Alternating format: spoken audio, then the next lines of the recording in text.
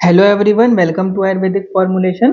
तो आज हम आपका सालाक के सेकंड का मुख रोग को स्टार्ट कर रहे हैं। ठीक है, तो देखो, जब हम लोगों ने फर्स्ट लेक्चर मतलब सालाक के फर्स्ट को स्टार्ट किया था तब मैंने आपको नेत्र रोग बताए थे। तो नेत्र रोग की संख्या मैंने आपको टोटल कितनी बताई थी? 76 बताई थी। और वहीं पर मैंने आपको बताया था कि मुख रोग अपन पढ़ेंगे तो मुख रोग कितने होते हैं? टोटल 65 होते हैं।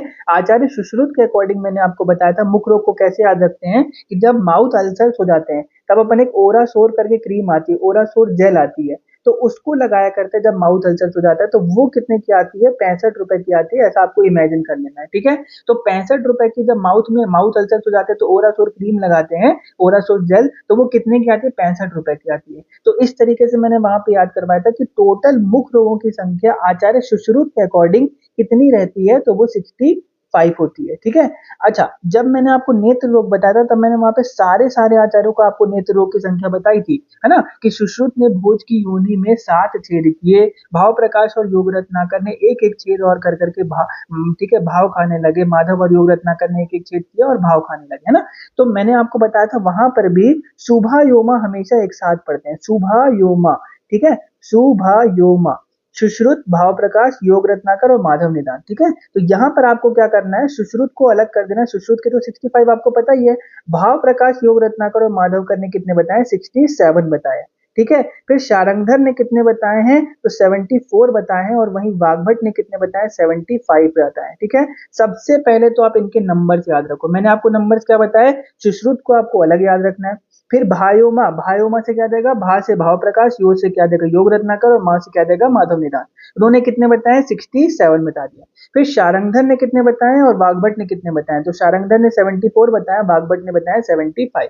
ठीक है, अगर आपको सारे नहीं याद होते हैं, ठीक है, तो आप इतना जरूर याद रखना कि सुश्रुत ने तो आपको पता ही 65 बताए हैं और वाग्भट के अलग से याद रख लेना 75। दो आचार्यों को आपको बिल्कुल नहीं भूलना है। अगर पूरे याद हो जाते तो बहुत बढ़िया है, पीजी की तैयारी भी कर लोगे एक साथ ही में, है ना। लेकिन अगर नहीं याद हो पा रहे हैं तो बस दो तो जरूर याद रखना। सुश्रुत ने 65 बताए हैं, वहीं वाग्भट ने कितने बताए हैं? 75 बताए। ये दोनों आपको बिल्कुल नहीं भूलना है। ठीक है, ठीक है, सबसे पहले ये अपन ने देख लिया। अब रेफरेंस क्यों इंपॉर्टेंट रहता है? क्योंकि कहीं पे भी कोई भी श्लोक आएगा तो वो आपको पता होना चाहिए। अगर श्लोक याद है तो फिर आप रेफरेंस याद है तो आप सारे श्लोक उसके डाल सकते हो। ठीक है, तो इसीलिए रेफरेंस बहुत इंपॉर्टेंट होता है। ठीक, तो सारे आचार्यों का तो नहीं कहूंगा मैं आपको, लेकिन दो आचार्यों का आपको रेफरेंस जरूर पता होना चाहिए, आचार्य चरक का और आचार्य सुश्रुत का। ठीक है, तो देखो, मुख रोग के, ठीक है, आचार्य सुश्रुत ने कहाँ कहाँ पे बताया हुआ है? तो सुश्रुत के निदान स्थान में टोटल कितने चैप्टर्स रहते हैं? 16 चैप्टर्स रहते हैं। तो जो लास्ट वाला 16th वाला चैप्टर रहता है ना, उसमें पूरा का पूरा मुख रोग के बारे में वर्णन किया गया है। वहीं सुश्रुत ने चिकित्सा स्थान के 22 चैप्टर में, टोटल चिकित्सा स्थान में चैप्टर्स कितने हैं? 40 है ना। तो उसके जो 22nd वाला चैप्टर है, 22 वाला चैप्टर है, उसमें मुख रोग की चिकित्सा बता रही है। तो सुश्रुत में क्या याद रखा आपने कि आचार्य सुश्रुत ने निदान स्थान में टोटल 16 चैप्टर्स रहते हैं, तो लास्ट वाला जो चैप्टर रहता है 16th वाला ही, उसमें पूरे के पूरे मुख रोगों के बारे में बता दिया। फिर चिकित्सा तो कहाँ बताएंगे? चिकित्सा स्थान में ही बताएंगे ना। तो चिकित्सा स्थान में टोटल चैप्टर्स रहते हैं 40। ठीक है, तो उसमें से 22 नंबर का जो चैप्टर रहता है वहां पे मुख रोग की चिकित्सा बता दी है। जब चरक की बात करते हैं तो चरक ने 3 जगह पे बताया हुआ है। सूत्र स्थान में बताया हुआ है, उसके 18th नंबर के चैप्टर जिसका नाम है त्रिशोथी अध्याय। चिकित्सा स्थान में 2 बार बता दी है, एक चिकित्सा स्थान में बताया 12th नंबर के चैप्टर में, और एक चिकित्सा स्थान में 26 नंबर के चैप्टर में, सवथु चिकित्सा अध्याय और त्रिमर्मी चिकित्सा अध्याय, उसमें बता दी है। ठीक है, तो मैं आप सिंपल सिंपल से अगर इसको कंपाइल करूं तो मैंने आपको क्या बताया कि आचार्य सुश्रुत ने, ठीक है, 2 जगह पे बता दिया है। एक निदान स्थान के 16th वाले चैप्टर में पूरे के पूरे रोगों के बारे में बता दिया है, और चिकित्सा स्थान के 22 नंबर के चैप्टर में इसकी पूरी की पूरी चिकित्सा बता दी है। जब चरक की बात करेंगे तो चरक ने भी सूत्र स्थान में बताया हुआ है और चिकित्सा स्थान में बताया है। सूत्र स्थान के 18th नंबर के चैप्टर में बता दिया, जबकि चिकित्सा स्थान में 2 बार वर्णन किया, एक 12th नंबर के चैप्टर में और 26 नंबर के चैप्टर में। ये रेफरेंस आपको बिल्कुल नहीं भूलने हैं। ठीक है, चरक और सुश्रुत वाले तो बिल्कुल नहीं भूलने हैं। चरक वाला सूत्र स्थान का 18, चिकित्सा में 12 और 26, निदान स्थान में 16 वाले चैप्टर में पूरे के पूरे रोग बता दिए हैं। फिर चिकित्सा स्थान में 22 नंबर के चैप्टर में पूरे के पूरे रोगों की चिकित्सा बता दी है। ठीक है, तो चलो अभी तक हमने क्या क्या पढ़ा, जल्दी से बताओ, 1 सेकेंड में बताओ कि आचार्य सुश्रुत ने कितने बताए हैं मुख रोग? जल्दी बताओ, आचार्य सुश्रुत ने कितने बताए? 65। वाग्भट ने कितने बताए? 75। कहाँ कहाँ पे वर्णन किया गया वो अपन ने देख लिया। अब स्टार्ट करते हैं मुख शारीर के बारे में। तो बोला है परिणाम चतुर अंगुलानी आयत 10 अंगुलानी मुखायाम। मुख में क्या बताया है? कि जो आयत उसकी लंबाई रहती है वो कितनी है, 12 अंगुल बता दी है, और उसकी जो चौड़ाई बताई है वो कितनी बताई है, 4 अंगुल बताई हुई है। ठीक है, तो अपन हमेशा लेंथ इंटू ब्रेथ पढ़ते हैं ना, तो लेंथ इंटू ब्रेथ इसका क्या है, 12 इंटू 4। ठीक है, तो 12 इंटू 4 अंगुल बता दिया है। ठीक, 9 द्वारों में से एक मुख्य द्वार को बताया हुआ। अब 9 द्वारों में से मुख्य द्वार एक, वैसे कैसे समझ में आ रहा है, देखो जैसे आपका फेस है, ठीक है, तो फेस में क्या रहता है, 2 आईज रहती हैं, उसके बाद आपके 2 नोस्ट्रिल्स रहता है, फिर एक माउथ रहता है, और 2 कान लगे रहते हैं। तो कितना, फेस में कितने हो गए, 2 आईज हो गई, 2 कान हो गए, 2 नाक के नोस्ट्रिल्स हो गए, और एक क्या हो गया, माउथ हो गया। ठीक है, तो इस तरीके से 7 जो है ओपनिंग्स बता दी है। फिर नीचे अधो प्रदेश में क्या है, एक मल मार्ग को निकलने के लिए और एक मूत्र मार्ग को निकलने के लिए 2 ओपनिंग्स बताई हुई है। तो इस तरीके से पूरे के पूरे शरीर में 9 द्वार बताए हुए। देखो रोमकूप अलग है, ठीक है, जो रोमकूप के जो छिद्र रहते हैं वो अलग है, वो असंख्य बताए हुए हैं।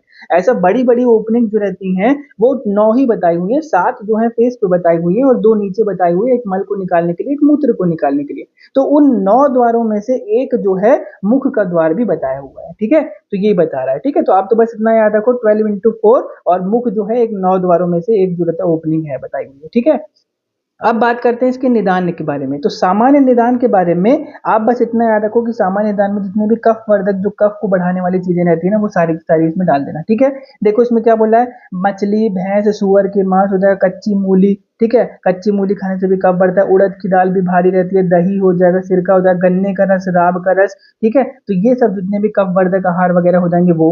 मुख अगर नीचे कर करके सोएगा तो उससे भी उसको जो रहता है माउथ वाली सारी डिसीजेस हो जाएंगी। ठीक है, कि मुंह का अगर उल्टा करके के औंधे मुंह करके सो रहा है। ठीक है, फिर क्या बोला है, दातून, धूमपान, वमन, गंडूस, सिरावित इन कर्मों से द्वेष करता है। अच्छा बताओ, अगर कोई दातून मतलब जो ब्रश ही नहीं करेगा, तो ब्रश नहीं करेगा तो उसको जो रहता है, ठीक है, माउथ की डिसीज होने के चांसेस ज्यादा रहेंगे। फिर अगर कोई जो है गंडूस, कवल गंडूस अगर करते हैं अपन, जो सुबह सुबह उठ करके ब्रश करते हैं, फिर कुल्ला वगैरह करते हैं, तो अगर कोई मुंह धो ही नहीं रहा है, अच्छी तरीके से ब्रश ही नहीं कर रहा है, कुल्ला नहीं कर रहा है, इन सब चीजों से क्या कर रहा है, द्वेष कर रहा है। ठीक है, तो उन सब में क्या होता है, कफ जो है वो कुपित होकर के मुख रोगों को पैदा कर देता है। ठीक है, तो ये इसके सामान्य निदान है, इतने ज्यादा इंपॉर्टेंट नहीं है, बस एक बार रीड लगा लेना आप। ठीक है, चल अब बोल रहा है ओरल कैविटीज के क्या क्या जो फैक्टर्स रहते हैं, तो वो सब अपन देख लेते हैं। तो माइक्रोबियल फैक्टर के बारे में बता रहा है कि microorganisms are the most direct cause of oral pathologies. तो ये तो आपको पता ही है, जो भी बैक्टीरिया वगैरह रहते हैं, माइक्रो ऑर्गेनिजम्स रहते हैं, वो डायरेक्ट कॉज रहते हैं। ठीक है, फिर डाइट वगैरह पे क्या क्या देख रहा है, तो बोला frequent intake of sugar and starches follows allows bacteria to produce acid that demineralises tooth enamel. देखो टूथ को जो रहता है प्रोटेक्ट करने वाली एक बाहर की लेयर रहती है, जिसको हम क्या बोलते हैं, इनेमल बोल देते हैं। ठीक है, तो बोल रहा है कि अगर कोई व्यक्ति बहुत ज्यादा शुगर और स्टार्च वगैरह का सेवन कर रहा है, तो उससे क्या होगा, बैक्टीरिया आ जाएंगे, और बैक्टीरिया क्या करेंगे, एक एसिड को प्रोड्यूस करेंगे जो कि टूथ की जो कवरिंग थी जिसको क्या बोलते हैं, इनेमल बोल देते हैं, उसको डीमिनरलाइज कर देंगे। अच्छा, अगर बाहर की कवरिंग ही नहीं रहेगी, जो प्रोटेक्टिव लेयर थी वो ही खत्म हो गई, तो क्या होगा, जल्दी से जल्दी टूथ जो रहेंगे वो खराब हो जाएंगे, सड़ने लग जाएंगे, गिर जाएंगे। तो ये क्या करेगा, बेसिकली दंतगत रोग करवा देगा। ठीक है, तो दांत भी तो मुंह के अंदर ही आते हैं। ठीक है, तो ये सारी चीजें हो जाएंगी। फिर टोबैको यूज अगर कोई कर रहा है, तो वेदर जो रहता है स्मोक्ड हो जाएगा और च्यूड हो जाएगा। अगर कोई तंबाकू वगैरह खा रहा है, तो उसमें देखा ही होगा आपने कि दांत वगैरह, मुंह वगैरह पूरा खराब कर लेते हैं वो लोग। ठीक है, एल्कोहल कंजप्शन जो रहेगा, ओरल हाइजीन, ठीक है, तो कोई पुअर ब्रशिंग वगैरह कर रहा है, अच्छी तरीके से ब्रश नहीं कर रहा है, ओरल हाइजीन को मेंटेन नहीं कर रहा है, पुअर उसकी ओरल हाइजीन है, तो उसकी वजह से भी हो जाते हैं। ठीक है, अब जो सबसे इंपॉर्टेंट पॉइंट था अभी तक का, वो स्टार्ट हो रहा है, मुख रोगों की संख्या। देखो मुख रोगों को आचार्य सुश्रुत ने कितने बताए, टोटल 65 बता दिए, ये तो मैंने आपको बता दिया। अच्छा, उसको डिवाइड कितने किया गया है, तो 7 आयतन में इसको डिवाइड किया गया है। 7 आयतन मतलब 7 स्थान में, 7 पार्ट में इसको डिवाइड किया गया है। ठीक है, अब वो कैसे डिवाइड किया गया, मैं आपको एक इमेज से दिखाता हूँ, इसको समझो आप।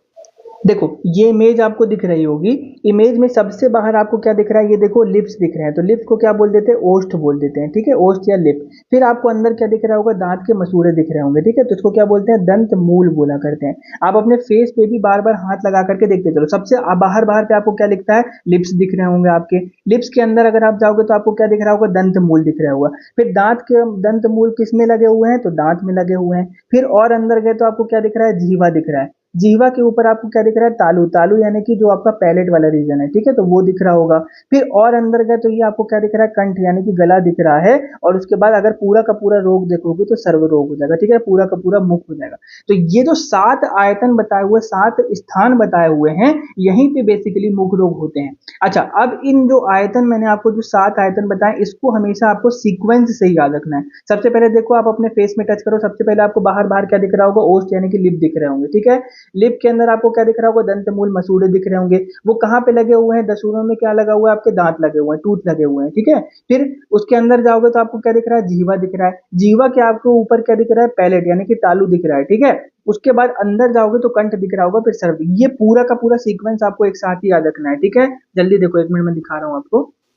देखो, अगर आप इसको देखोगे तो सबसे पहले आपको बाहर बाहर पे क्या दिख रहे हैं, आपके ओठ दिख रहे हैं। ये सीक्वेंस इसलिए याद रखना है क्योंकि मैं अभी इसके नंबर बताऊंगा, सब डिवीजन बताऊंगा। जैसे 65 प्रकार के जो उसको मुख्य रोगों को डिवाइड किया गया है, उसको अब फर्दर क्लासिफिकेशन किया गया है। ये जो 7 स्थान है उसके अकॉर्डिंग। जैसे ओष्ठगत रोग में आपको बताऊंगा, जो ओठ के रोग होते हैं वो 8 होते हैं। जो दंत मूल जो मसूड़े रहते हैं उसके रोग कितने होते हैं, 15 रहते हैं, ठीक है।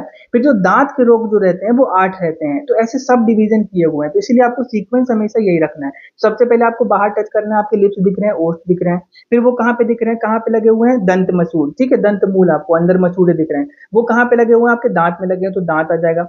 फिर और अंदर जाओगे तो आपके जीवा टंग आ जाएगा। टंग के ऊपर अगर जाओगे तो आपको क्या दिखेगा, पैलेट दिखाई देगा। फिर अंदर क्या दिखेगा, आपको गला दिखाई देगा, और पूरा का पूरा माउथ आ जाएगा, ठीक है। तो ये सीक्वेंस हमेशा आपको कभी नहीं भूलना है, ठीक। 7 आयतन, यही हमेशा सीक्वेंस रहेगा। ओठ, फिर दंत मूल, फिर दंत, फिर जीवा, फिर तालु, ऐसे ऐसे करके ना, नीचे फिर ऊपर, ठीक है। तो ओष्ठ, फिर दंत मूल, फिर दंत, फिर जीवा, फिर तालु ऊपर, फिर गला हो जाएगा, फिर सर्वसर पूरा का पूरा मुख रोग हो जाएगा, ठीक है। चलो, चलो आ जाओ। अब मैंने ये जो सीक्वेंस आपको पूरा का पूरा बताया है ना, जल्दी देखो। ओष्ठ बताया, फिर मैंने आपको क्या बताया, दंत मूल बताया, फिर क्या बताया मैंने आपको, दंत बताया।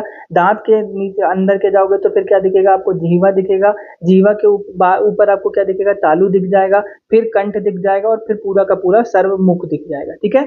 यही सीक्वेंस याद रखना है। ओष्ठगत रोग कितने रहते हैं, 8 रहते हैं। दंत मूल वाले कितने रहते हैं, तो 15 रहते हैं। फिर दांत वाले रोग कितने रहते हैं, तो 8 रहते हैं, ठीक है। लिखते चलो। जीवागत रोग कितने रहते हैं, 5 रहते हैं। तालुगत रोग कितने रहते हैं, आपके 9 रहते हैं। कंठगत रोग कितने रहते हैं, 17 रहते हैं। और सर्वगत रोग कितने रहते हैं, 3 रहते हैं। कैसे याद रखोगे इसको, देखो इसकी ट्रिक हमेशा ऐसे बोलना है आपको, आप अपा न संतरा, आप अपा न संतरा, यही सीक्वेंस में बोलोगे, आप अपा न संतरा, आप अपा न संतरा। और सीक्वेंस तो अपन ने देख ही लिया।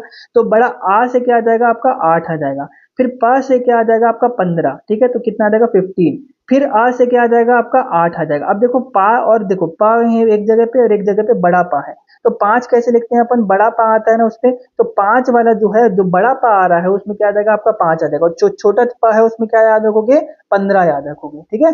तो छोटा वाला पा में क्या है, 15 याद रखना है आपको। जो बड़ा वाला पा है उसमें 5 याद रखना है।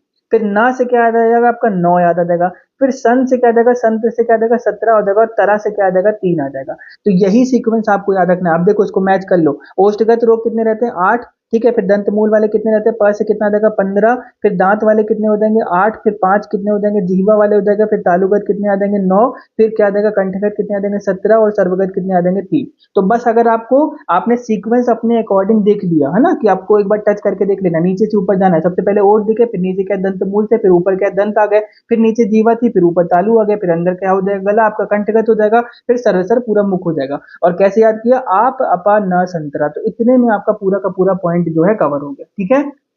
देखो, अब जो मैंने आपको बता दिया ना, इसको आपको बिल्कुल भी नहीं भूलना। देखो, मुख रोग कितना बता रहा है, तो पंच षष्ठी मतलब 5 और षष्ठी मतलब 60। तो 60 + 5 टोटल कितने होगा, 65 बता रहा है। 7 उसके आयतन स्थान बता रहा है, कौन कौन से होते हैं, तो बोल रहा है कि तत्र आयतानी, कौन कौन से होते हैं, ओष्ठ होता है, फिर दंत मूल होता है, फिर दंत होता है, फिर जीवा, फिर तालु, फिर कंठ, फिर सर्वसर हो जाएगा, ठीक है। तो ये 7 आयतन बताए हुए हैं। इतना समझ में आया आपको।